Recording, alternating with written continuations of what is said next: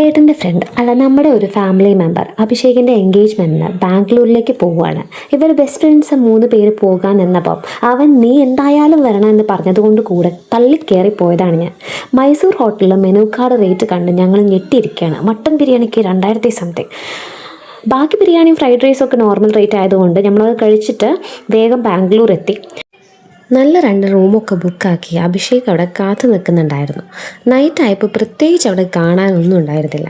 അതുകൊണ്ടൊന്ന് പുറത്തിറങ്ങി നടക്കാമെന്ന് വിചാരിച്ചു. നേരെ അഭിഷേകിൻ്റെ വീട്ടിൽ പോയി വീട്ടിലെല്ലാവരെയും കണ്ടു. നാളെ വരാമെന്ന് പറഞ്ഞ് പോന്നു.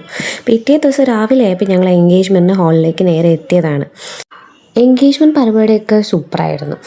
റിംഗ് എക്സ്ചേഞ്ച് ഉണ്ടായിരുന്നു. പിന്നെ അവരുടെ ഒരു പ്രത്യേകത പോലെ 2 പേർക്കും കുറിയൊക്കെ തൊട്ട് കൊടുത്ത് പെൺകുട്ടിക്ക് ചെക്കൻ്റെ പെങ്ങള് പൂ വെച്ച് കൊടുക്കുന്ന ചടങ്ങ് കൂടി ഉണ്ടായിരുന്നു. അത് കഴിഞ്ഞതിന് ശേഷം ഞങ്ങൾ വേഗം ഓടിയത് ഫുഡ് അടിക്കാനാണ്. സൂപ്പർ ഫുഡായിരുന്നു. ഏതോ മലയാളി ടീമിനാണ് ഏർപ്പാടാക്കിയത്.